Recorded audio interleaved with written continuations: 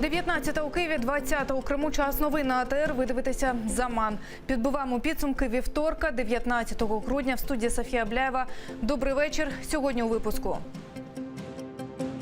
Судний день 2. Десятки кримчан оштрафували майже на 1 мільйон рублів. Україна очікує на голосування резолюції ООН щодо порушення прав людини в окупованому Криму. Негода відступає і чекаємо на потепління. Прогноз синоптиків: на Новий рік – 0 градусів.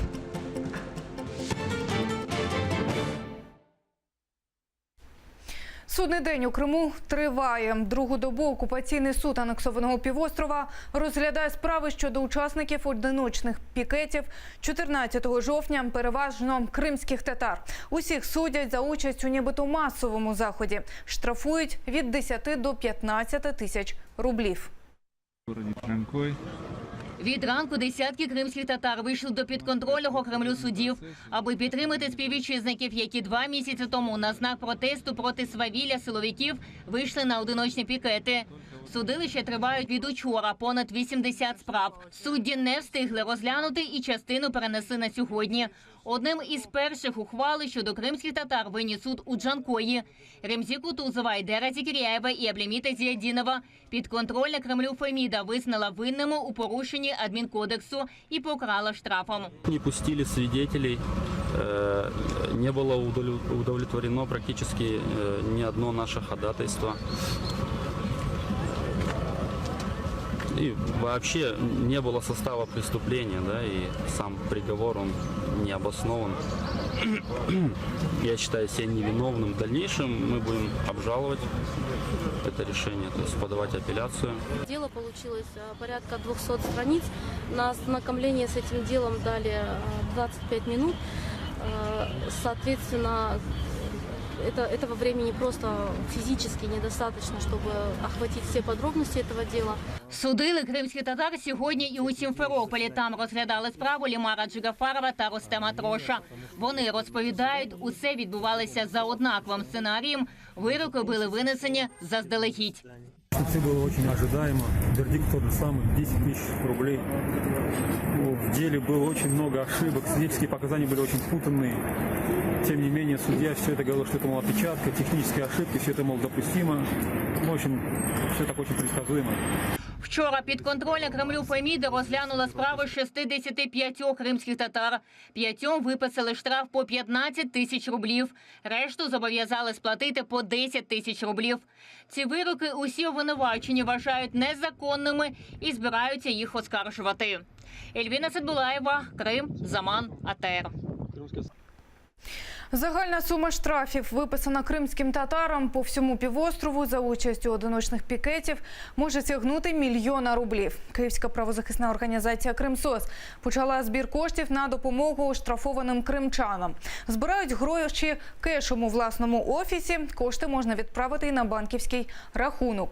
Потім все передадуть кримським активістам, які обміняють зібрані гроші на 10-рублеві монети і сплатять штрафи. Ми збирали 10 такі рубльові монети від кожного кримського татарина, від кожного українця, який живе на окупованому Криму, щоб допомогти людям і солідаризуватися з ними, щоб вони не були наодинці з цією бідою, яка їх спіткала, тому що вони виходили, власне, за свій народ, вони виходили під обшуки або під суди, які відбуваються в окупованому Криму. І зараз ми бачимо нову хвилю репресій проти кримських татар. Окупаційний суд Криму не розглянув апеляційні скарги на продовження арешту 3 фігурантам так званої справи Бахчисарайської шістки Хізбут Тахрір – Марлену Асанову, Серверу Закіряєву і Ернесту Аметову. 5 грудня окупанти продовжили їм арешт до 9 березня наступного року. А сьогодні суддя окупованого Верховного суду відправив справу на перегляд до першої інстанції. Причина – у першому засіданні судді не надали обвинуваченим перекладача кримсько-татарської мови. Сьогоднішнє засідання нетрадиційно відбулось у відкритому режимі. До зали суду запустили усіх бажаючих. Люди беспрестанно, даже когда были закрыты судебные заседания, они приходили к зданию суда. И я знаю, что даже люди писали жалобы на это. Может быть, это повлияло, и все-таки это накапливается и накапливается. Уже, я не знаю, около 100 жалоб есть по этому поводу, и на суде, и на действия приставов, и так далее. Бахчисарайців затримали 11 жовтня 2017-го під час масових обшуків у будинках кримських татар. Тоді 5 звинуватили в участі в терористичній діяльності, ще одного, а саме Сулеймана Асанова, власника кафе «Салачик», в організації осередку Хізбут Тахрір у Бахчисараї, забороненої у Росії організації. 12 жовтня Київський районний суд Сімферополя обрав запобіжний захід для них у вигляді 2 місяців арешту. Саме у ці хвилини Генасамблея ООН засідає у Нью-Йорку. Там представники країн-членів Організації Об'єднаних Націй вирішують долю української резолюції про права людини в окупованому Криму. Цей документ серед низки інших, що підготував Комітет з прав людини ООН і вніс на голосування на Генеральну асамблею. Для затвердження резолюції необхідна більшість голосів делегатів. Проект резолюції підтверджує, що між Україною і Росією існує міжнародний збройний конфлікт, закликає агресора поновити роботу Меджлісу, засуджує використання Росією власних законів на анексованій території та примусове переведення громадян України в російське громадянство. Затвердження цієї резолюції створює юридичний прецедент для визнання військового конфлікту між Росією та Україною. Тим часом українські нардепи переконані, резолюцію щодо окупованого Криму ухвалять. Народні обранці вважають, це ще один крок, який наблизить деокупацію півострова. Аргументи депутатів слухала наша Олена Стецюк. Резолюція підтверджує, Крим – це територія, окупована Росією. Документ закликає Росію відновити діяльність Меджлісу та повернути навчання українською мовою на півострові. Крім того, слід припинити примушувати кримчан служити в російських військах та приймати громадянство агресора. Голова Комітету закордонних справ Ганна Гопко каже, це голосування посилить тиск на агресора. Це одне з важливих голосувань для того, щоб посилити міжнародну правову позицію України, зважаючи на судові процеси, наприклад, справу Україна проти Росії в Міжнародному суді ООН. Ця резолюція – консолідований підхід до питання порушення прав людини у Криму, адже співавтори – 47 держав, серед них США, Канада та країни єС. Чим більше таких резолюцій, тим менше буде голосів за необхідність зняти санкції з Росії, вважає лідер кримсько-татарського народу Мустафа Джемілєв. Очень многие страны против того, чтобы, скажем, на Генеральной Ассамблее принимались резолюции по поводу конкретных стран. Особенно это выражает беспокойство, такую позицию занимают те страны, которые имеют свои проблемы. Голова Меджлісу каже, Росія не виконала жодного положення минулорічної резолюції. Зокрема, не допустила моніторингову місію в окупований Крим. Як би Росія поки що не мала би можливості ігнорувати подібні резолюції, але кожна з таких резолюцій, вона свою роль відіграє. Вона закріплює ті параметри, які можливі ще для поведінки Росії. Вона зберігає змобілізованість міжнародної спільноти щодо протидії агресії Росії. Росія хоч і не виконує міжнародні акти, але користується валютою, має цінні папери за кордоном. Тобто залежить від усього світу, зазначає Георгій Логвинський. Якщо б було бажання, можна було знищити фактично Російську Федерацію. Але міжнародна спільнота відноситься до Росії, як, знаєте, якщо в центрі міста є певна міна або бомба. Її треба не взорвати, а розмінувати. Депутати єдині в тому, що резолюція – не чарівна паличка, яка вмить вирішить усі проблеми, але це потужний механізм впливу на окупанта. Олена Стецюк, Ельдар Ісматов, Заман, АТР.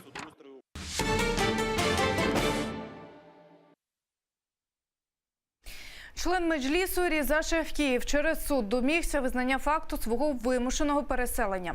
Печерський суд постановив, причина виїзду Шевкієва з півострова – російська агресія та окупація. Таке рішення, кажуть адвокати, стане у майбутньому ще одним доказом протиправних дій Російської Федерації на півострові в міжнародних судах.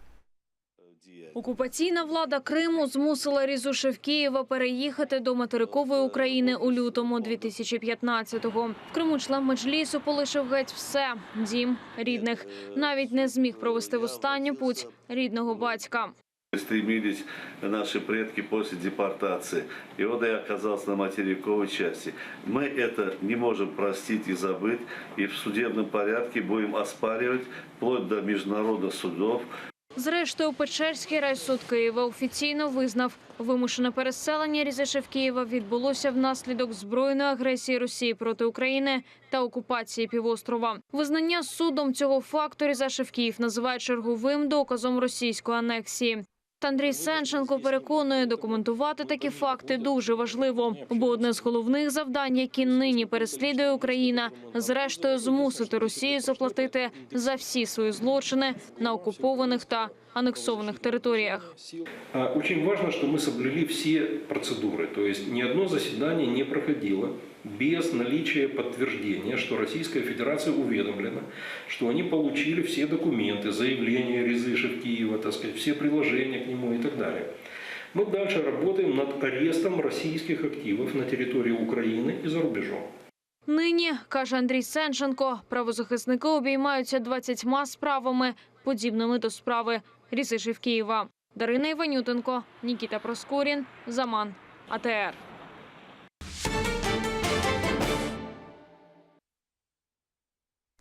Приморський райсуд Одеси заарештував представника так званої самооборони Криму, якого затримали 4 дні тому у Дніпрі.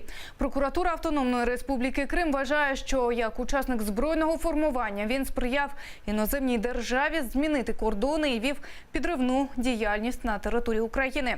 Самооборонівцю інкримінують агітацію за відокремлення півострова від України і захоплення адміністративних будівель у Криму.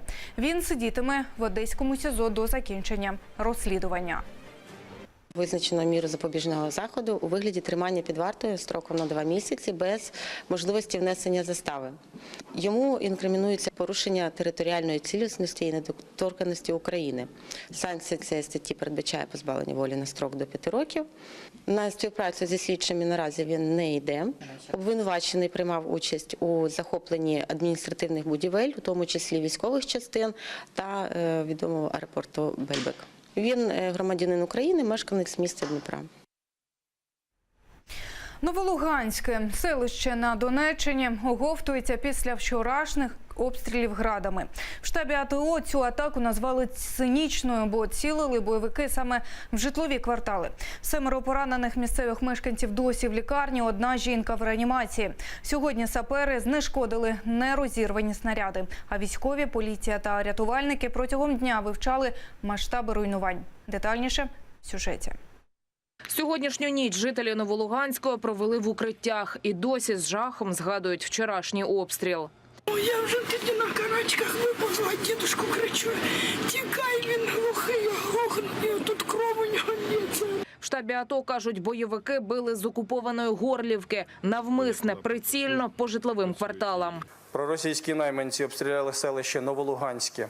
По оселях, де мешкають мирні мешканці, ворог випустив щонайменше 40 реактивних снарядів системи залпового вогню.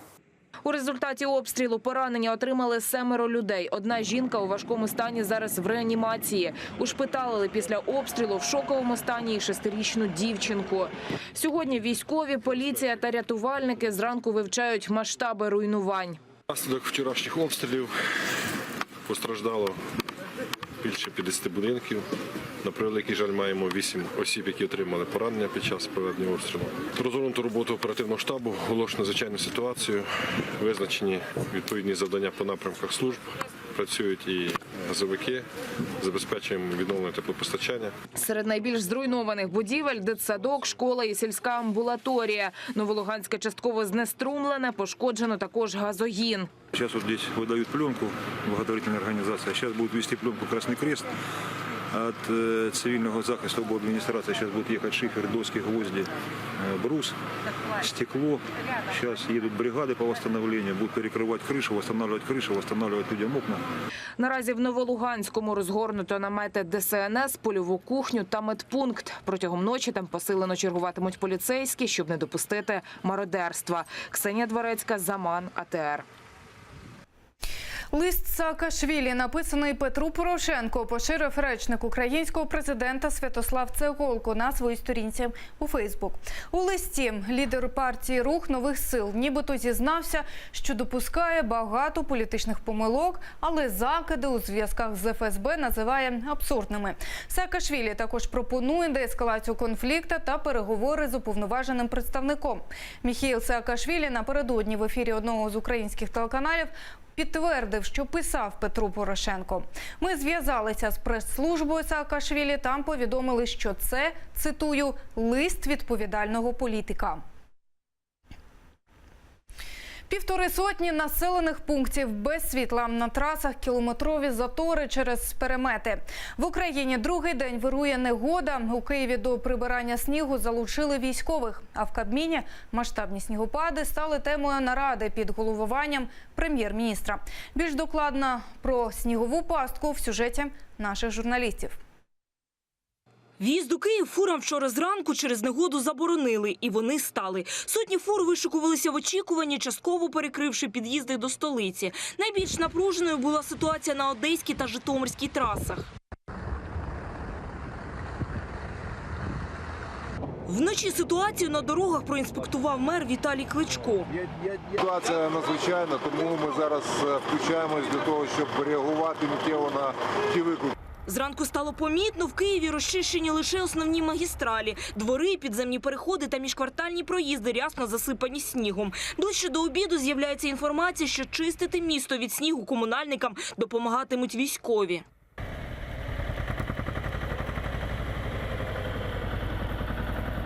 Тема негоди головна сьогодні в Кабміні. Прем'єр-міністр проводить скайп-нараду з регіонами. Доручає рятувальникам, щоб не було заторів на трасах, залучати авіацію. Є затори, люди стоять в заторах, будь ласка, їдьте до людей і будьте з ними, поки не розблокуєте.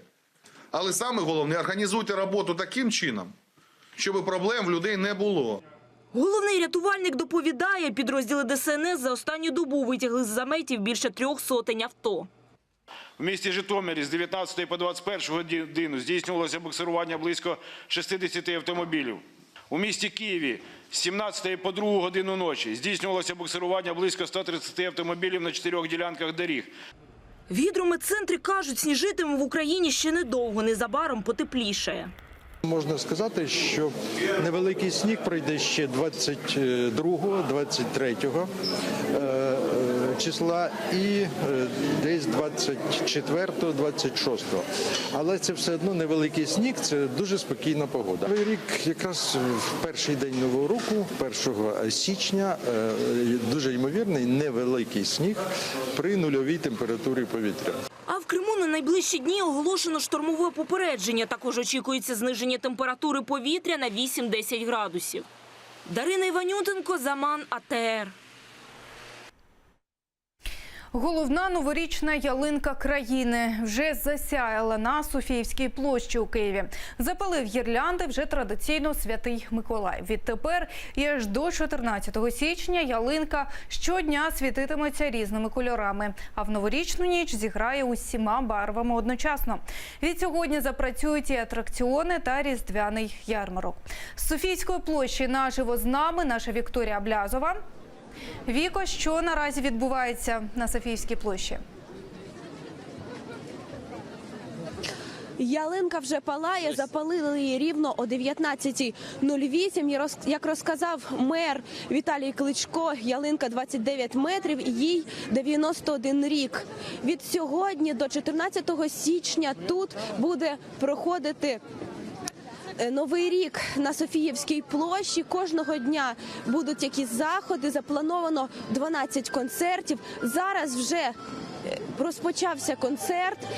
Ми залишаємося тут і будемо дивитися, що буде далі. Поки що в мене на цьому все. Софіє. Дякуємо. Це була наша Вікторія Блязова. Вже у наступних випусках буде більше. Це все, що ми встигаємо вам розповісти. Менш ніж за годину у цій студії на вас чекатиме Шевкет Наматулаєв з підсумком новин кримсько-татарською мовою. Далі на АТР програма «Ахшам». Залишайтеся з нами.